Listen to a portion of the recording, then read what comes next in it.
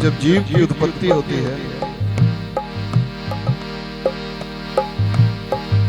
तो उस परम परमेश्वर जिसमें जीव निहित है, हम सब आप सब निहित हैं, जब उससे अलग होते हैं तो उस जीव को बड़ा कष्ट होता है उस परम आनंद को छोड़ते हुए।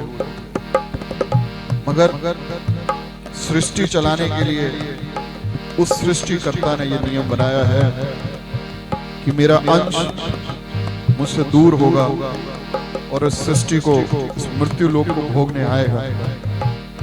और जब वो अंश ईश्वर से दूर होता है तो बहुत ही दुखी होता है कि ईश्वर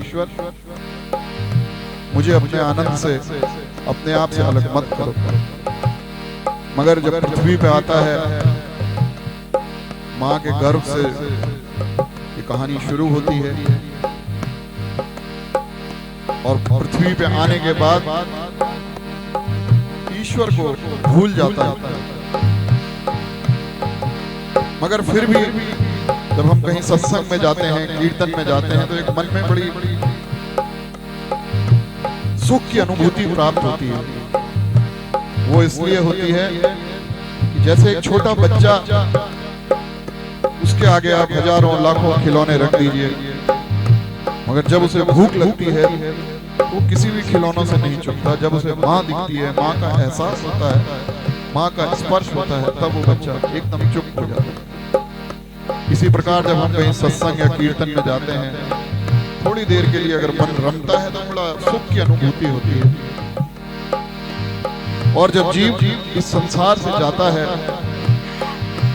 दोबारा से उस परमानंद में विलीन हो जाता है।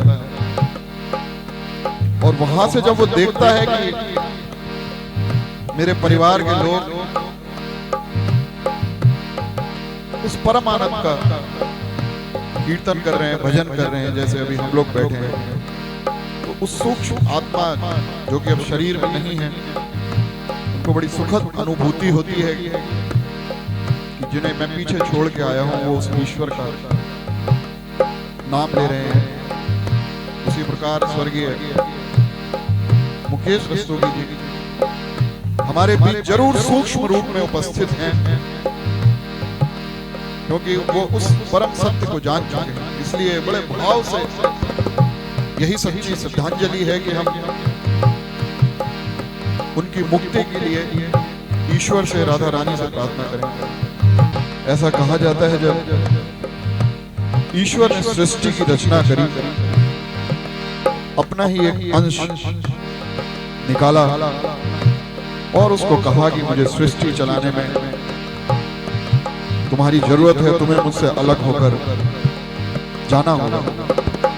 और वो अंश जब ईश्वर से अलग हुआ तो बहुत ही पीड़ा का एहसास हुआ उसको, और उसने कहा, हे परमानंद, मैं आपसे अलग होकर किस प्रकार रह पाऊंगा। तो ईश्वर ने कहा, अलग तो मैं भी नहीं हो पाऊंगा तुझसे, क्योंकि तू मेरा ही अंश है। मगर मैं तेरे साथ साथ दुख, तकलीफें, कष्ट, आर्थिक परेशानियां, बीमारियां, ये सब तेरे साथ भेजूंगा। और जब जब ये चीजें तेरे पास आएंगी तब तू मेरे करीब आएगा। इसलिए जब भी जीवन में कष्ट आए, दुख आए, तो समझिए कि वो भी मिलने को बेकरार है।